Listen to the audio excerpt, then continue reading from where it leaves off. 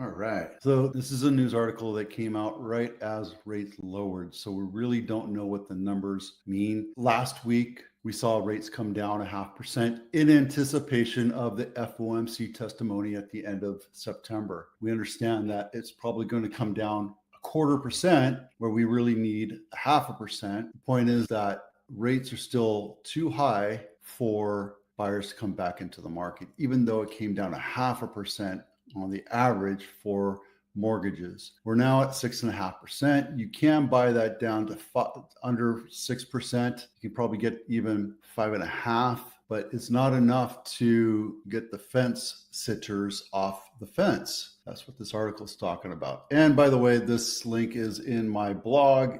You can go to the blog down below into the description and we can knock that out. You can go take a look at it. Sales aren't surging. Didn't anticipate the sales to surge. Number one, we're past the selling season. March, April, May, summer doldrums. We're in September. And by the end of this month, we might see something come down if it's good news. And to me, good news is if the FOMC drops 0.5% or 500 bips. Mortgage rates haven't come down significantly enough to bring back a flood of buyers. Buyers should keep in mind that while there are more sellers than buyers in the market, some would-be home sellers are now opting to stay put because they don't think they'll get the price they want. There's not a need for somebody to sell. There's a want. I want to move to another house. I want to move to another city. There's no negative equity. So we're in a precarious situation where sellers are holding their cards close to their chest. We're in a motivational side where you have to motivate the buyer to come and talk to you, or at least look at your house,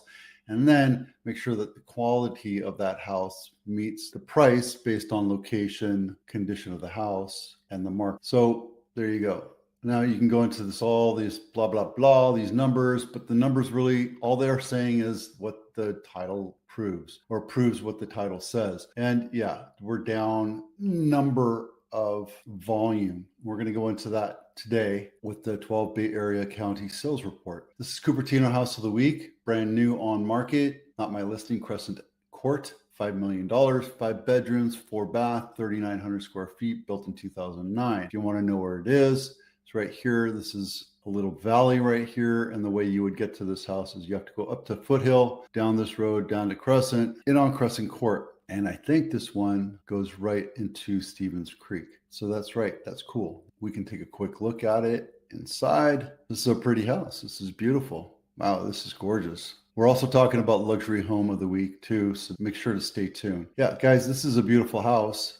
The one thing I would tell you that this might have a flood cert issue on it. Yep, there you go. Because it's so close to Stevens Creek, which is that blue line right there you go. This is Cupertino House of the Week right here at Crescent Ave. And then here it is right here.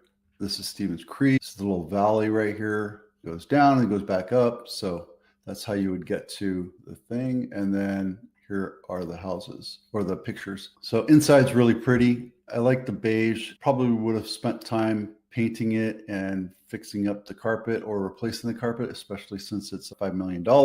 Nice pantry. So this house is vacant. It's ready to go. It's staged up. So you can tell when a house is staged, it makes it look like it's very inviting. There's a nice pool. Nice. San Jose. This is Morgan Willow Glen House of the Week. Iris Court, not my listing, 1.8, 3 bedroom, 2 bath, 1882. And the reason why I picked it is it's really close to walking down to Lincoln Ave. You're walking distance to the Shark Tank, and you can make a day out of it, a night out of it. You can be very entertained by living in areas that are close to the Main Street, USA. And we don't talk much about the Alameda because it's fairly busy and it's not as quaint as Lincoln Ave or Main Street in Los Gatos or what have you, but it's still a nice place. This house is rock and roll old. Okay, so when you're telling a story about a house, the first thing you want to do is show the front and then not go right into the bedrooms. You want to show off the kitchen, unless the kitchen is old and dreary. It's nice. It's a little dated, but if you're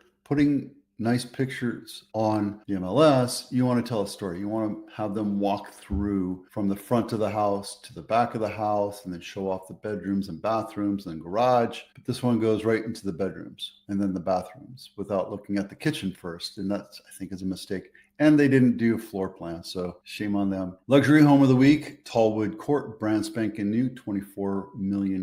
Not my listing. 6 bedrooms, 7 and 2.5 baths on an acre, 10,000 square feet, built in 2025. This is brand spanking new. And if you want to see where it is, right there. Atherton. Let's take a quick look at the pictures. Yeah, that's dark. That makes a very difficult picture to see. Look at that. You can't even see the detail. I'm not a big fan of the dark. And again, no floor plan and very choosy. I don't know. I mean, I get it. When you're selling a luxury home, you want to kind of show things off, but no floor plan, no exterior shots. I don't know. I'd probably pass on this one. This episode is brought to you by the Home Inspection Checklist. If you haven't done so yet, download it just to get your honey-do list started. No home is perfect. No home has perfectly level floors or plumbed walls. So make sure, you're going to have rise and falls with the seasons. When it rains, the soil expands and you're going to get cracks. Make sure you take a look at this. It'll help you understand what you need to fix if and when you do go to sell your house. We're at 13.5 billion in Santa Clara for sales volume, which is far and above everything else. Alameda is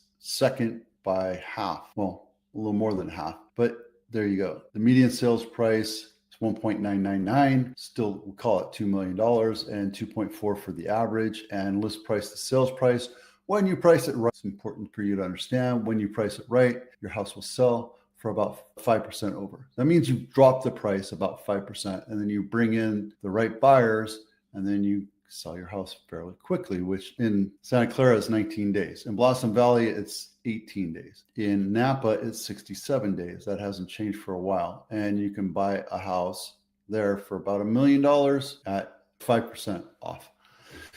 Different counties have different strategies. In Santa Clara, we list about 5% low, and then we go in and bring in the buyers and